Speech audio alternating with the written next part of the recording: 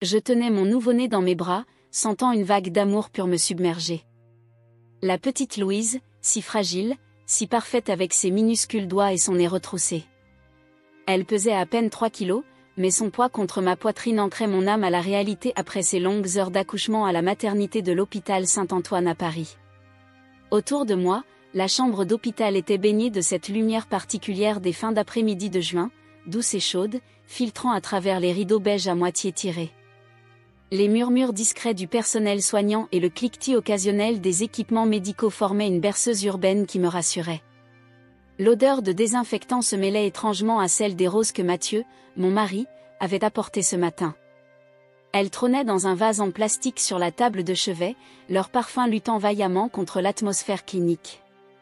Mathieu se tenait à mes côtés, sa main tremblant légèrement sur mon épaule. Je pouvais sentir sa nervosité, sa joie, sa fierté, tout ce cocktail d'émotions qui faisait de lui un jeune père à la fois fort et vulnérable. Il n'avait pas quitté son costume de travail, étant venu directement du cabinet d'architecte où il avait reçu mon appel paniqué alors que les premières contractions commençaient. Sa famille s'était rapidement rassemblée autour de nous. Il y avait son père, Bernard, un homme discret et gentil qui essuyait discrètement une larme derrière ses lunettes à monture dorée. Son frère aîné, Thomas, et sa femme Cécile, qui avaient fait le trajet depuis Lyon dès qu'ils avaient appris la nouvelle. Et puis, bien sûr, il y avait Françoise, ma belle-mère, dont la présence imposante semblait occuper plus d'espace que tous les autres réunis. Françoise Lefort, née Dumas, appartenait à cette génération de femmes françaises pour qui les apparences et l'héritage familial étaient sacrés. Ancienne professeure de littérature à la Sorbonne, elle avait toujours montré une certaine réserve à mon égard depuis que Mathieu m'avait présenté 5 ans plus tôt. Je n'étais pas du même milieu, n'avais pas fait les mêmes écoles prestigieuses. Malgré mes efforts, je restais une étrangère pour elle, une intruse dans cette lignée de Lefort dont elle était si fière. Je pensais que ce moment serait beau, joyeux, un de ces instants précieux qui cimentent une famille. Je m'étais imaginé des larmes de bonheur, des embrassades chaleureuses, peut-être même un rapprochement avec Françoise qui verrait enfin en moi la mère de sa petite fille, un membre à part entière de cette famille. Puis, la voix de ma belle-mère trancha l'air comme un couteau. Cet enfant ne peut pas être de notre sang, dit-elle, froide et tranchante, en observant le teint légèrement plus foncé de Louise comparé à la pâleur caractéristique des Lefort. La pièce tomba instantanément dans un silence assourdissant. La lumière dorée semblait soudain plus crue, plus impitoyable. Je sentis le poids du regard de chacun sur moi, leurs expressions lourdes de confusion, de suspicion et de jugement. Les yeux bleus de Bernard s'écarquillèrent, ceux de Thomas se plissèrent, tandis que Cécile fixait intensément le sol, clairement mal à l'aise. La main de Mathieu glissa de mon épaule. Il se tourna vers moi, son visage pâle, ses yeux cherchant les miens pour des réponses que je ne pouvais pas encore donner. Je vis la confusion se transformer en doute, puis en quelque chose qui ressemblait dangereusement à de la méfiance. Cet homme qui, quelques minutes plus tôt, rayonnait de fierté paternelle, semblait maintenant perdu dans un océan d'incertitude. Regarde sa peau, Mathieu, continua Françoise, enhardissant son attaque devant mon silence. Et ses traits? Ce n'est clairement pas une Lefort. Tu dois te poser des questions, mon fils. La petite Louise choisit ce moment pour ouvrir ses yeux d'un brun profond comme les miens, pas du bleu-gris si caractéristique des Lefort. Je vis Françoise noter ce détail, son expression devenant plus victorieuse encore, comme si elle venait de trouver la pièce manquante d'un puzzle accusateur. Je souris. Non pas parce que je n'étais pas blessée, je l'étais profondément, mais parce que je savais quelque chose qu'ils ignoraient. Au fond de moi, je comprenais que ce qu'ils voyaient ne changeait rien à la vérité que je portais dans mon cœur. Cet enfant était la nôtre, né de notre amour, même si des secrets que je gardais depuis trop longtemps compliquaient l'image de notre famille parfaite. La douleur des mots de Françoise était réelle, comme des éclats de verre sous ma peau. Mais je tenais ma fille contre moi, sentant son petit cœur battre contre le mien, et je puisais dans cette connexion une force tranquille. Si j'avais appris une chose dans ma vie, c'était que la famille ne se définissait pas par le sang ou les apparences, mais par quelque chose de bien plus profond. Avant que quiconque puisse dire quelque chose de plus, un coup à la porte interrompit ce silence tendu. Le médecin entra, le docteur Laurent, tenant un dossier dans ses mains. L'atmosphère dans la pièce changea à nouveau, comme si chacun retenait son souffle, anticipant ce qui allait suivre. Je ne savais pas encore si ce qui allait être révélé allait nous déchirer ou nous souder. Mais tandis que je regardais ma fille, je me promis silencieusement que, quoi qu'il arrive, je la protégerais de toute la cruauté du monde, même celle venant de sa propre famille. Le docteur. Laurent s'éclaircit la gorge, promenant son regard sur nos visages crispés et inconfortables. Le silence dans la chambre était si épais qu'on aurait pu le couper au couteau. Même les bruits habituels de l'hôpital, les annonces discrètes dans le couloir, le bip des machines semblaient avoir été mis en sourdine, comme si tout l'étage retenait son souffle avec nous. Il y a quelque chose que vous devez tous savoir, dit-il avec précaution, ouvrant le dossier qu'il tenait entre ses mains. C'était un homme d'une 50aine d'années, aux tempes grisonnantes et au regard bienveillant derrière ses lunettes rectangulaires. Je l'avais apprécié dès notre première consultation, pour sa douceur et son professionnalisme sans froideur. Je pouvais voir l'hésitation dans ses yeux, la façon dont il pesait chaque mot. Mon cœur battait à tout rompre, mais je gardais mon sourire, déterminée à rester forte pour ma petite Louise qui, inconsciente du drame qui se jouait autour d'elle, s'était endormie paisiblement contre ma poitrine. Pendant l'accouchement et les examens de routine, continua-t-il, nous avons remarqué certains marqueurs génétiques inhabituels. Il fit une pause, laissant ses mots planer dans l'air comme des oiseaux hésitants. Nous avons effectué quelques tests supplémentaires pour nous assurer que tout allait bien avec la santé du bébé. Mathieu serra mon épaule, sa confusion s'approfondissant. Je sentais sa main se crisper légèrement, son pouce traçant de petits cercles nerveux sur mon épaule, ce geste qu'il faisait toujours inconsciemment quand il était préoccupé. Françoise, quant à elle, croisa les bras défensivement, sa bouche formant une ligne mince, presque disparue dans les plis de son visage. Son expression disait clairement que je le savais et elle échangea un regard entendu avec Bernard qui, lui, semblait surtout inquiet. Dans ce moment suspendu, je repensais au chemin qui m'avait mené ici, dans cette chambre d'hôpital du 12e arrondissement de Paris. J'avais grandi à Marseille, loin des rues pavées et des immeubles haussmanniens de la capitale. Mon enfance avait été simple mais heureuse, bercée par le chant des cigales et l'accent chantant du midi. Mes parents, ceux que j'avais toujours connus comme mes parents, m'avaient offert un amour inconditionnel qui avait façonné la femme que j'étais devenue. Et puis il y avait eu Paris, les études de journalisme, la rencontre avec Mathieu lors d'une interview pour un article sur les nouvelles tendances architecturales. Notre coup de foudre, notre emménagement dans ce petit appartement de la rue Mouffetard, notre mariage au bord de la Seine. Et maintenant, Louise. Notre miracle. Le docteur. Laurent leva enfin les yeux et dit, « Le bébé est en parfaite santé, je tiens à vous rassurer sur ce point. » Un soupir collectif de soulagement traversa la pièce. Mais il y a quelque chose dans le profil génétique qui indique une condition héréditaire rare, une particularité qui ne correspond pas aux antécédents médicaux que vous avez indiqués dans les formulaires initiaux. Des hoquets de surprise résonnèrent autour de moi. Thomas et Cécile échangèrent des regards confus. Bernard pâlit visiblement, s'appuyant contre le mur comme pour chercher un soutien. Et Françoise me regardait maintenant avec une expression qui mélangeait la satisfaction morbide et l'indignation. Elle se sentait visiblement justifiée dans ses soupçons. « De quelles conditions parlez-vous exactement, docteur ?» demanda Mathieu, sa voix trahissant son inquiétude grandissante. « Il s'agit d'une variante génétique liée au chromosome 15, expliqua le docteur. Laurent. C'est ce qu'on appelle le syndrome de Prader-Willi dans sa forme la plus légère. Ce n'est pas alarmant dans ce cas précis, votre fille ne présente aucun symptôme préoccupant et pourra mener une vie tout à fait normale. Cependant, cette variante est généralement héréditaire et elle vient forcément de quelqu'un, termina Françoise, me fusillant du regard. Le médecin fronça les sourcils, visiblement mal à l'aise face à cette interruption chargée d'hostilité. Madame, je vous prierai de me laisser terminer. Ce type de discussion médicale est déjà suffisamment délicat sans y ajouter des suppositions non fondées. Je fus surprise et reconnaissante de cette intervention. Le docteur. Laurent poursuivit, son ton professionnel mais empreint d'une douceur certaine, cette variante génétique peut être présente dans les familles sans se manifester pendant plusieurs générations. Elle peut également apparaître spontanément. Dans tous les cas, j'insiste sur le fait que votre petite fille est en excellente santé. L'horloge murale au-dessus de la porte marquait 17h45. Les couleurs du soir commençaient à teinter le ciel parisien visible par la fenêtre, baignant la chambre d'une douce lueur orangée. Dans cette lumière, le visage de ma fille semblait auréolé, presque magique. Je restais calme, parce que j'attendais ce moment depuis longtemps. D'une certaine façon, je savais que la naissance de Louise ferait éclater au grand jour ce que j'avais gardé enfoui depuis des mois.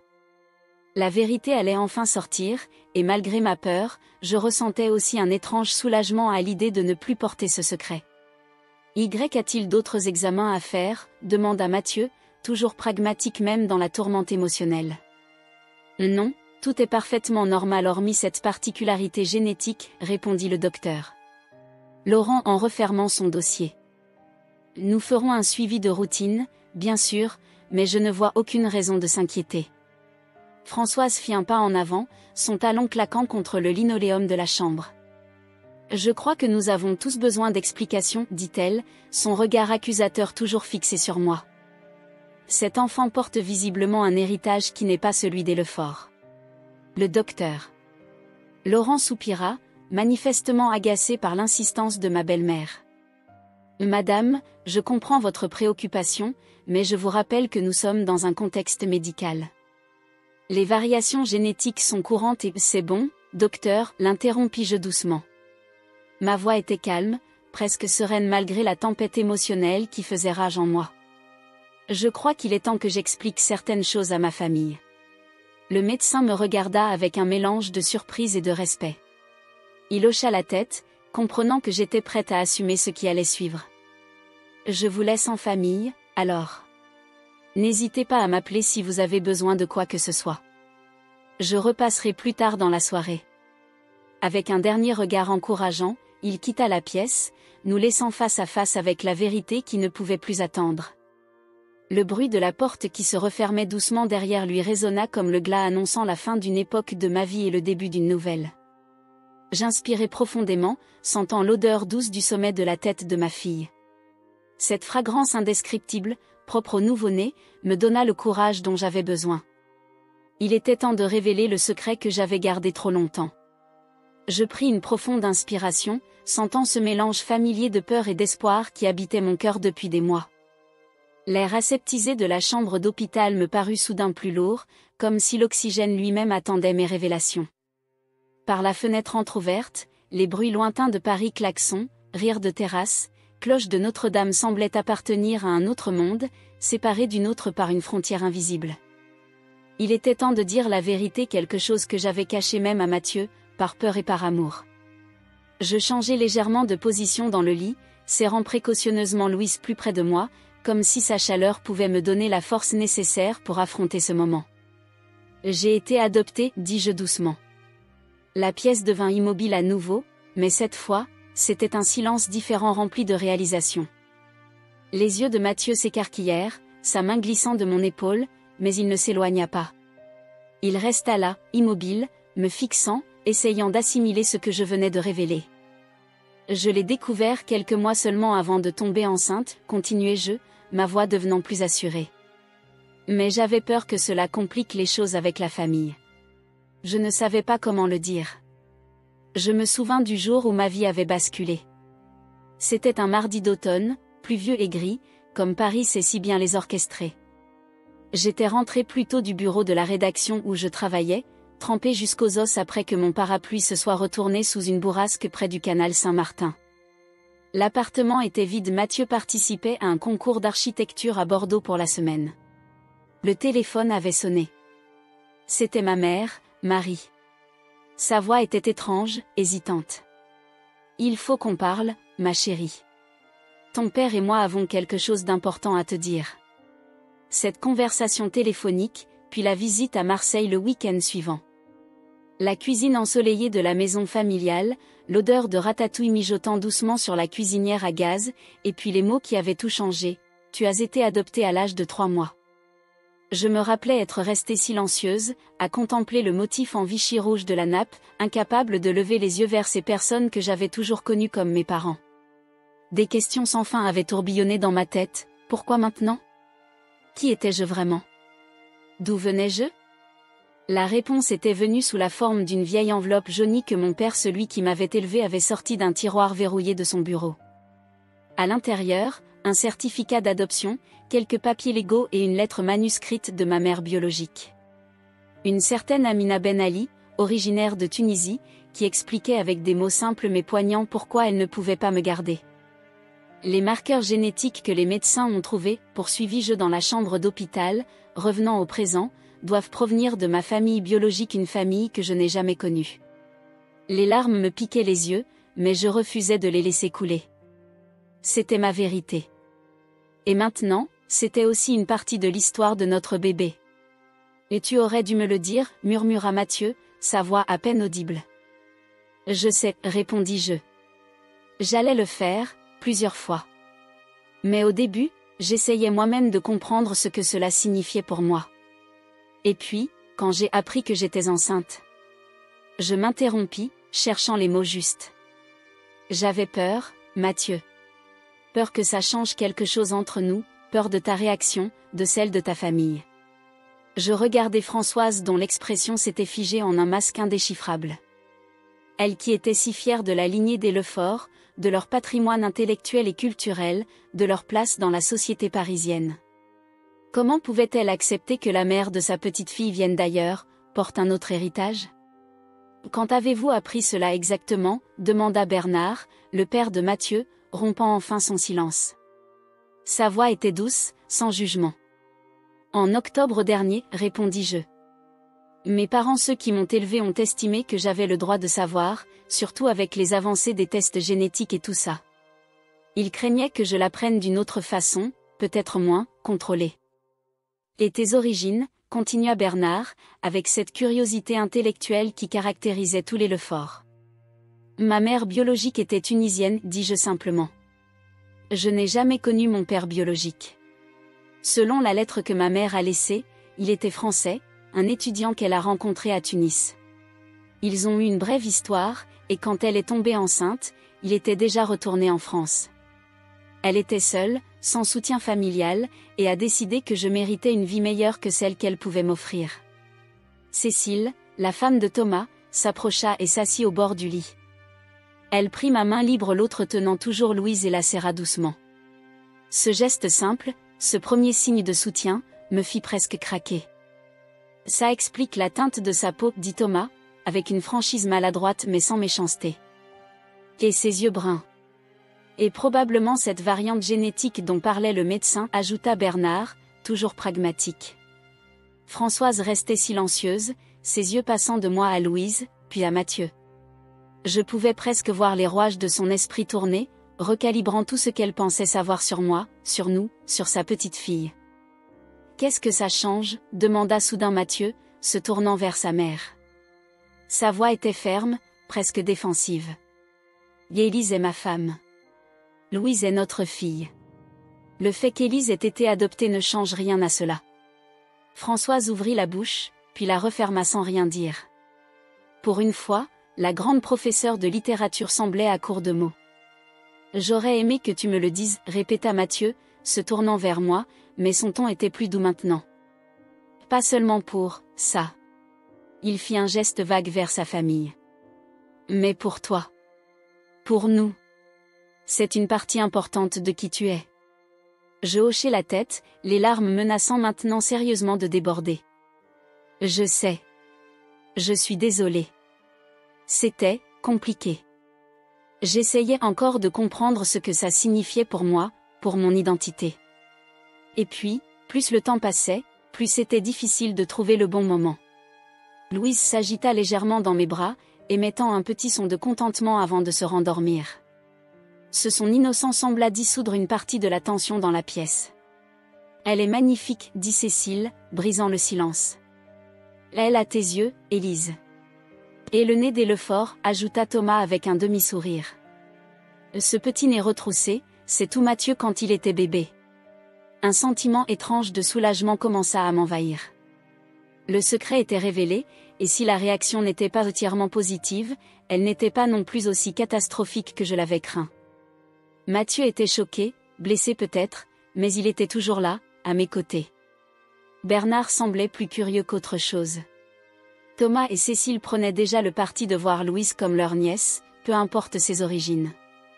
Seule Françoise restait une inconnue, son expression indéchiffrable, ses pensées cachées derrière ce masque de dignité aristocratique qu'elle portait si bien.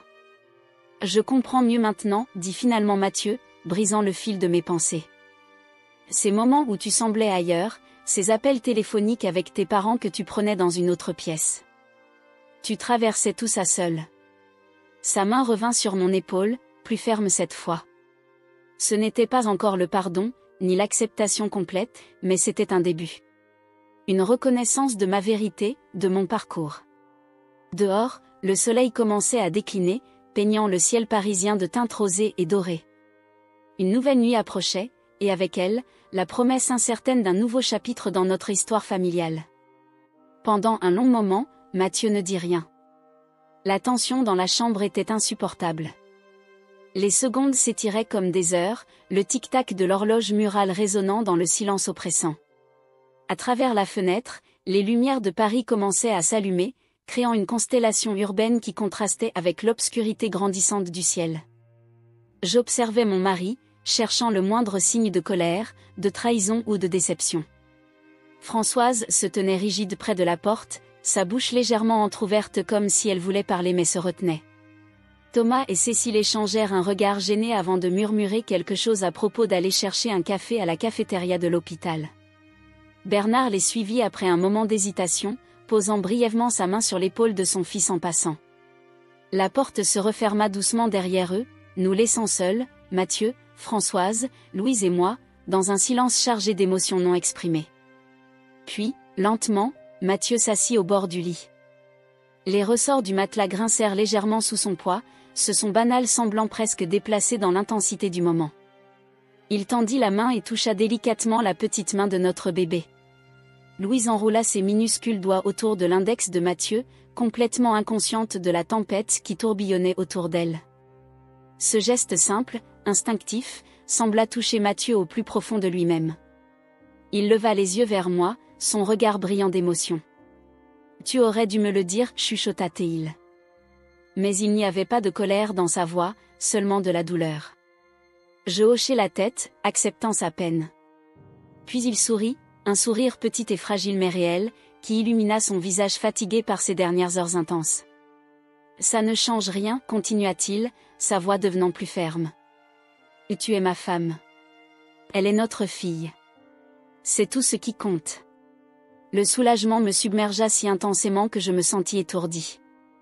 Je réalisais alors que l'amour, le véritable amour, n'exigeait pas des histoires parfaites, il embrassait les vérités imparfaites. Françoise fit un pas en avant, incapable de contenir son indignation plus longtemps. « Comment peux-tu dire ça, Mathieu ? Elle t'a menti, à toi, à nous tous. Pendant des mois. » Mathieu se tourna vers sa mère, et je vis quelque chose changer dans son regard, une détermination que je n'avais que rarement aperçue. « Maman, s'il te plaît.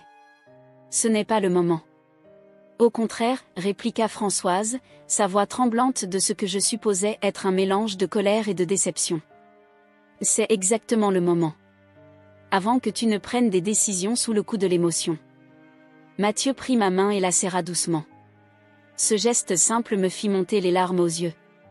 Il était là, avec moi, malgré tout. « Élise a découvert quelque chose de bouleversant sur elle-même, dit-il calmement. Elle a eu peur, elle a hésité. Oui, j'aurais aimé qu'elle me le dise plus tôt. Mais je comprends pourquoi elle a eu du mal à le faire. » Il se tourna vers moi, son regard plein de tendresse. « Je ne peux même pas imaginer ce que ça a dû être pour toi, d'apprendre ça comme ça, si tard dans ta vie. » Une larme roula sur ma joue, suivie d'une autre. Je n'avais pas réalisé combien j'avais besoin de cette compréhension, de cette validation de ce que j'avais traversé. « Et cet enfant ?» demanda Françoise, désignant Louise d'un geste de la main. « Tu ne te poses pas de questions ? Sur ce qu'elle va devenir ? Sur les complications qu'elle pourrait avoir ? Là, elle va devenir ma fille, maman, répondit Mathieu, une pointe d'irritation perçant dans sa voix. Notre fille. Et le médecin a été clair, elle est en parfaite santé. Cette variante génétique ne signifie rien de grave. Françoise secoua la tête, visiblement insatisfaite de cette réponse. Tu ne comprends pas. Ce n'est pas seulement une question de santé. C'est une question d'identité, d'héritage. L'héritage. Mathieu laissa échapper un petit rire sans joie. Tu parles comme si nous étions de la vieille noblesse, avec des blasons et des terres ancestrales à protéger. Nous sommes juste une famille, maman. Une famille comme les autres, qui évolue, qui change, qui s'agrandit. Je regardais cet échange avec un mélange d'appréhension et de fierté. Jamais je n'avais vu Mathieu tenir tête à sa mère de cette façon. Il avait toujours été un fils respectueux, parfois même trop soucieux de ne pas la contrarier. Mais aujourd'hui, devant ce lit d'hôpital, tenant la main de sa fille nouveau-née, il semblait avoir trouvé une force nouvelle.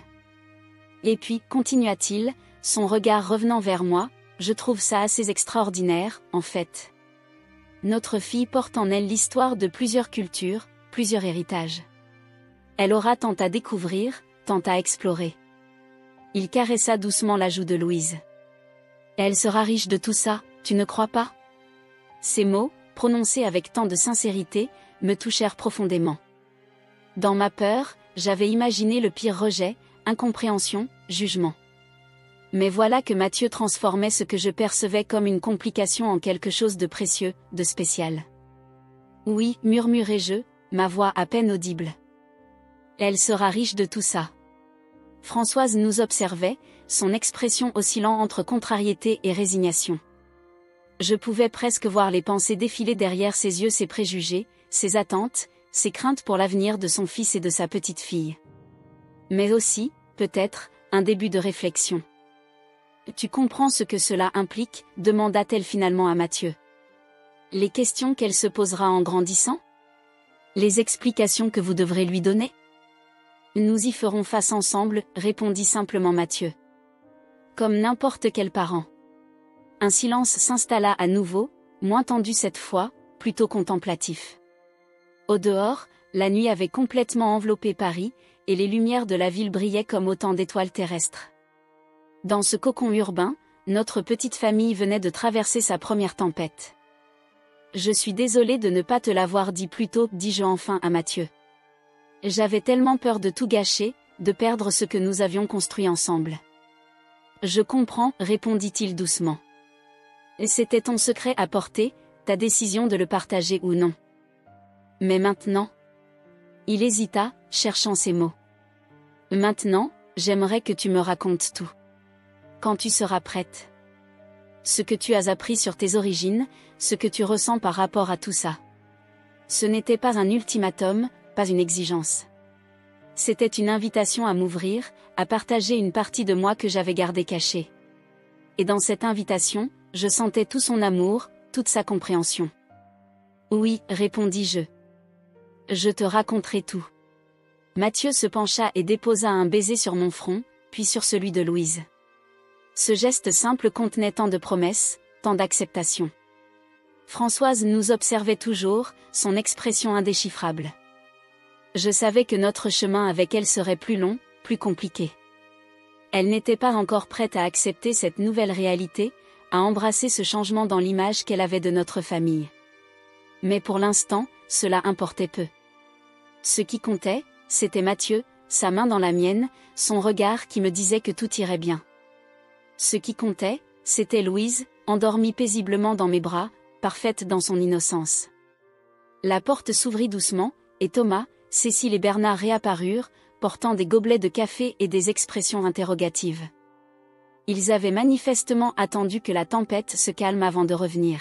« Tout va bien ?» demanda Bernard, son regard passant de Mathieu à moi, puis à Françoise. « Tout va bien » confirma Mathieu avec un sourire.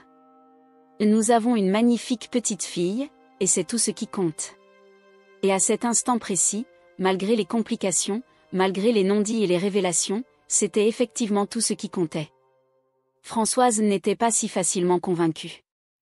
Après le départ de Thomas, Cécile et Bernard, qui avaient décidé de nous laisser un peu d'intimité, elle était restée, son sac à main serré contre sa poitrine comme un bouclier. L'infirmière était passée peu après pour vérifier mes constantes et celles de Louise, nous informant au passage que tout allait bien et que nous pourrions rentrer à la maison dans 2 jours si rien ne changeait. La nuit était tombée sur Paris. Par la fenêtre entr'ouverte, j'entendais le vrombissement sourd de la ville qui ne dormait jamais complètement. L'air était doux pour un soir de juin, apportant avec lui les effluves des tilleuls en fleurs du petit square en face de l'hôpital. Mathieu s'était absenté pour aller chercher quelques affaires à notre appartement de la rue Mouffetard. J'avais été admise en urgence et nous n'avions rien préparé. Nous étions donc seuls, Françoise, Louise et moi, dans cette chambre au mur d'un verre pâle délavé, sous la lumière tamisée de la petite lampe de chevet. Ma belle-mère fit quelques pas en avant, son visage rougi, sa voix tremblant d'une rage à peine contenue. « Et tu nous as menti, dit-elle, ne prenant même pas la peine de dissimuler son dégoût. Tu as introduit un élément étranger dans notre lignée sans en informer quiconque. » Je la regardai droit dans les yeux. Jusqu'à présent, j'avais toujours baissé le regard face à elle, intimidé par son assurance, son érudition, son statut. Mais ce soir était différent. J'étais différente. Devenue mère, je me découvrais une force nouvelle, une détermination tranquille que je ne me connaissais pas. Elle n'est pas une étrangère. Elle est de la famille. Et si vous ne pouvez pas voir cela, alors peut-être que c'est vous qui ne comprenez pas ce que signifie vraiment être une famille. Ma voix ne s'éleva pas, je parlais avec la calme certitude d'une femme qui savait qui elle était et ce qu'elle défendait. Françoise parut surprise de ma réponse. Habituellement, j'évitais la confrontation, cherchant toujours le compromis, la paix. Je suppose qu'elle s'attendait à des excuses, à des justifications balbutiées. Pas à cette tranquille assurance. « Et tu ne peux pas comprendre, dit-elle, son ton légèrement moins agressif, presque plaintif maintenant. Les Lefort ont une histoire, une tradition. Nous avons des responsabilités envers ceux qui nous ont précédés. Et envers ceux qui nous suivent, ajoutai-je doucement, caressant la joue de Louise qui dormait paisiblement, inconsciente du drame qui se jouait autour d'elle. Quelle tradition voulez-vous lui transmettre, Françoise? Celle de l'exclusion? Du jugement basé sur le sang? Ces mots semblèrent la frapper de plein fouet. Elle vacilla légèrement, s'appuyant contre le mur proche de la fenêtre. Pour la première fois depuis que je la connaissais, je vis une fissure dans son armure de certitude. Ce n'est pas ce que je voulais dire, murmura-t-elle, ses yeux évitant les miens maintenant. Il ne s'agit pas d'exclusion. Il s'agit de continuité. De savoir d'où l'on vient. Je suis bien placée pour comprendre l'importance de savoir d'où l'on vient, répondis-je avec une ironie qui n'échappa pas à ma belle-mère. Et c'est précisément pour cela que Louise saura tout. Sur les Lefort, sur ma famille adoptive à Marseille, et sur mes origines tunisiennes aussi. Je marquai une pause, laissant mes mots s'installer entre nous. Au dehors, une sirène d'ambulance passa, son hurlement s'éloignant progressivement vers un autre drame, une autre urgence. Elle sera plus riche que nous tous, Françoise. Elle aura plusieurs histoires, plusieurs héritages. N'est-ce pas merveilleux? Ma belle-mère ne répondit pas immédiatement. Elle s'approcha de la fenêtre et regarda dehors pendant un long moment. Je pouvais voir son reflet dans la vitre, un visage que j'avais toujours trouvé sévère mais digne, qui semblait soudain plus âgé, plus fatigué sous cette lumière nocturne. J'avais des attentes, dit-elle finalement, toujours dos à moi. Pour Mathieu, pour votre mariage, pour la suite. Je voyais les choses d'une certaine façon. Et maintenant? Maintenant, la réalité est différente de ce que vous aviez imaginé, terminai-je pour elle. Mais pas nécessairement pire. Elle se retourna, et je fus surprise de voir une larme couler sur sa joue. Françoise Lefort, l'inflexible professeure de littérature, la gardienne autoproclamée de l'héritage familial, pleurait. C'était si inattendu que je ne sus comment réagir. « Tu sais, dit-elle, essuyant rapidement cette larme traîtresse, quand Mathieu t'a présenté à nous pour la première fois, je t'ai immédiatement catalogué. La journaliste provinciale, avec son accent du Sud et ses manières trop directes. Je me suis dit qu'il se lasserait vite. Ces mots me blessèrent, mais je ne laissai rien paraître. Ce n'était pas vraiment une surprise, j'avais toujours senti sa désapprobation polie. Mais il ne s'est pas lassé, continua-t-elle. Au contraire. Plus le temps passait, plus il s'épanouissait à tes côtés. Je ne l'avais jamais vu aussi heureux, aussi accompli.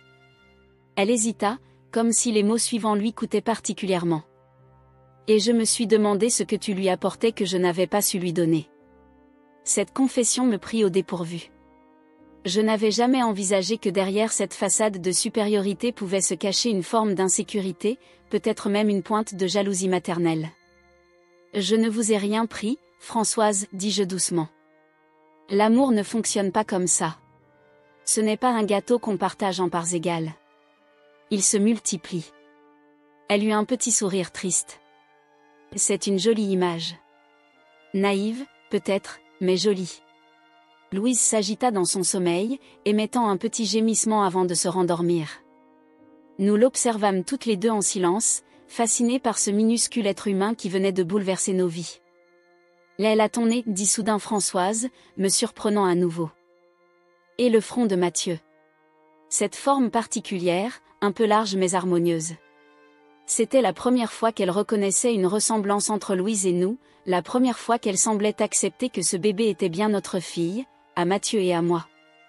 Oui, répondis-je simplement, ne voulant pas rompre ce moment fragile par trop de mots.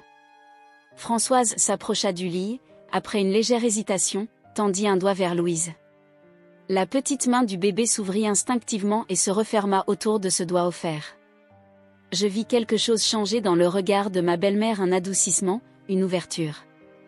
Ce n'est pas ce que j'avais imaginé, dit-elle doucement, plus pour elle-même que pour moi. Mais peut-être que ce n'est pas si terrible après tout. Ce n'était pas exactement une déclaration d'amour et d'acceptation inconditionnelle, mais venant de Françoise Lefort, c'était un pas de géant. Je savais que notre relation resterait complexe, que nos visions du monde, de la famille, des traditions continueraient à différer. Mais à cet instant précis, nous avions trouvé un point commun, l'amour pour cette petite fille qui nous liait désormais. Le médecin, sentant la profonde fracture émotionnelle dans la pièce, avait parlé à nouveau avant de partir. Ce qui compte le plus, c'est que le bébé soit en bonne santé et aimé. Ces mots avaient tranché l'hostilité comme la lumière du soleil perce le brouillard. Ma belle-mère avait vacillé, sa bouche s'ouvrant et se refermant sans émettre de son. Finalement, elle s'était tournée et avait quitté la pièce, laissant derrière elle un lourd silence. Mais maintenant, elle était revenue, plus calme, plus réfléchie. Et même si le chemin serait long vers une véritable compréhension mutuelle, nous avions fait un premier pas, merci, dis-je simplement. Elle haussa un sourcil interrogateur. Pourquoi ? Pour essayer. Pour être là. Pour. Je cherchais les mots justes. Pour accepter que les choses ne soient pas exactement comme vous les aviez imaginées. Françoise hocha légèrement la tête, une reconnaissance minimale mais sincère. Puis la porte s'ouvrit doucement et Mathieu entra, portant un sac contenant mes affaires. Il s'arrêta sur le seuil, surpris de nous trouver ainsi, sa mère et moi, dans ce qui semblait être un moment de trêve. « Tout va bien ?» demanda-t-il, son regard passant de l'une à l'autre avec inquiétude. « Tout va bien » répondit Françoise avant que je puisse dire quoi que ce soit. « Ta fille et ta femme sont en parfaite santé. C'est tout ce qui compte, n'est-ce pas ?» Et dans le sourire hésitant mais réel que Mathieu nous offrit à toutes les deux, je vis l'espoir d'un nouveau départ. Plus tard ce soir-là, après que la chambre se fut vidée et que nous fûmes seuls, je m'assis dans la lumière tamisée, tenant Louise tout contre moi. Mathieu était assis à mes côtés, son bras enveloppant protectivement mes épaules. Les lumières de la ville à l'extérieur scintillaient comme des étoiles lointaines, et pour la première fois depuis ce qui me semblait une éternité, je me sentais en paix. L'horloge murale indiquait presque minuit. La journée avait été interminable des premières contractions à l'aube jusqu'à cette confrontation familiale qui venait de se terminer. J'étais épuisée, mais d'une étrange façon, également plus éveillée, plus consciente que jamais. Comme si les événements de la journée avaient aiguisé mes sens, m'avaient rendue plus présente à chaque instant. « Et tu veux en parler ?» demanda doucement Mathieu, brisant le silence confortable qui s'était installé entre nous. Je savais à quoi il faisait référence. Il y avait tant à dire, tant à expliquer. Les mois de secret, les découvertes troublantes, les questions sans réponse. Oui, répondis-je simplement. Je crois que c'est le moment. Alors, dans cette chambre d'hôpital aux contours adoucis par la pénombre, je me mis à parler. Je lui racontai tout mon adoption, mes peurs, mes rêves pour notre fille. Il m'écouta sans jugement, seulement avec amour. Je lui parlais de cette journée d'automne où mes parents m'avaient annoncé la vérité, de l'enveloppe jaunie contenant les documents d'adoption et cette lettre de ma mère biologique, Amina. Je lui décrivis le vertige que j'avais ressenti, cette sensation étrange de perdre et de découvrir mon identité simultanément. J'ai toujours senti une sorte de décalage, expliquai-je, cherchant les mots justes pour exprimer ce sentiment vague qui m'avait accompagné toute ma vie. Comme si quelque chose ne correspondait pas tout à fait. Mes parents étaient merveilleux, aimants, mais parfois, en me regardant dans le miroir, je me demandais d'où venaient certains traits de mon visage. Mathieu caressait doucement mon épaule, m'encourageant à continuer. Quand ils m'ont dit la vérité, c'était comme si une pièce manquante du puzzle s'était enfin mise en place. Tout prenait sens, mes questions, mes doutes, cette fascination inexpliquée que j'ai toujours eue pour l'Afrique du Nord. Je souris faiblement. Tu te souviens de ce voyage à Marrakech, l'année dernière ? Comment je me sentais étrangement chez moi là-bas ? Oui, murmura-t-il. Tu rayonnais. Je pensais que c'était simplement l'excitation du voyage, le soleil, l'exotisme. C'était plus que ça, confirmai-je. C'était comme retrouver une partie de moi-même que je ne savais même pas avoir perdue. Louise s'agita légèrement dans mes bras, et je réajustai sa petite couverture. Elle avait les traits détendus, parfaitement sereine dans son sommeil. Je me demandais si, un jour, elle aussi ressentirait cette curiosité, ce besoin de connaître toutes les facettes de son identité. « Qu'est-ce que la lettre disait ?» demanda Mathieu doucement. « Celle de ta mère biologique. » Je fermai les yeux un instant, revivant le moment où j'avais déplié ce papier fin au bord jauni par le temps, découvrant pour la première fois l'écriture élégante et serrée d'Amina Ben Ali. Elle expliquait qu'elle était étudiante à Tunis quand elle a rencontré mon père biologique, un étudiant français en échange. Ils ont eu une histoire d'amour, brève mais intense. Quand elle a découvert qu'elle était enceinte, il était déjà reparti en France. Je pris une profonde inspiration. Elle ne lui a jamais dit. Sa famille était très traditionnelle, elle savait qu'il n'accepterait jamais cette situation. Elle a caché sa grossesse aussi longtemps que possible, puis elle est partie à Marseille, seule, pour accoucher. Elle était si jeune, murmurai-je, ressentant pour la première fois une véritable connexion avec cette femme que je n'avais jamais connue. À peine 20 ans. Effrayée, seule dans un pays étranger. Elle écrit qu'elle m'a tenue dans ses bras pendant 1 heure avant de me confier aux services sociaux.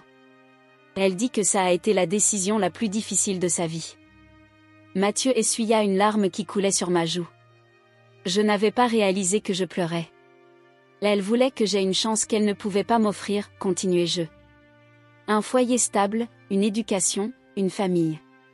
Elle a laissé cette lettre pour que je sache un jour qu'elle ne m'avait pas abandonné par manque d'amour, mais par excès d'amour. Le silence retomba entre nous, mais c'était un silence rempli de compréhension mutuelle. Par la fenêtre entr'ouverte, nous parvenaient les bruits étouffés de Paris la nuit, un klaxon lointain, le vrombissement d'une moto, le rire d'un groupe de fêtards rentrant chez eux. « Est-ce que tu veux la retrouver ?» demanda finalement Mathieu. « Ta mère biologique ?» C'était une question que je m'étais posée 100 fois depuis la découverte. Je haussai légèrement les épaules. Je ne sais pas. Parfois oui, intensément. D'autres fois, j'ai peur de ce que cette rencontre pourrait signifier, pour moi, pour elle, pour mes parents qui m'ont élevée. Je regardais Louise, si paisible dans son sommeil. Mais maintenant, avec elle, je pense que j'aimerais essayer. Pour qu'elle connaisse toutes les parts de son héritage. Mathieu hocha la tête, compréhensif. Nous pourrions commencer par faire des recherches. Si tu le souhaites. À ton rythme, bien sûr. Merci, murmurai-je, touché par sa compréhension, son soutien. Pour tout. Pour être resté. Pour comprendre. Il sourit, ce sourire en coin qui m'avait fait craquer dès notre première rencontre. Tu sais, quand je t'ai rencontré, ce qui m'a frappé chez toi, c'était ta capacité à voir au-delà des apparences, à chercher l'histoire derrière chaque façade. C'est ce qui fait de toi une excellente journaliste. Il caressa doucement ma joue. Et c'est aussi ce qui fera de toi une mère extraordinaire pour Louise. Je sentis mon cœur se gonfler d'amour et de gratitude. Malgré les révélations, les tensions, les non-dits, nous étions toujours là, ensemble. Plus fort, peut-être, pour avoir traversé cette tempête. Et ma mère, demanda-t-il, changeant légèrement de sujet. Qu'est-ce qui s'est passé entre vous deux quand j'étais partie? Je souris, repensant à ce moment improbable de connexion avec Françoise. Et disons que nous avons trouvé un terrain d'entente. Elle ne deviendra pas ma meilleure amie du jour au lendemain, mais, je crois qu'elle essaie. À sa façon. Mathieu sembla soulagé. C'est déjà beaucoup. Tu connais ma mère pour elle, essayer équivaut presque à une reddition sans condition. Nous rîmes doucement, conscients de ne pas réveiller Louise.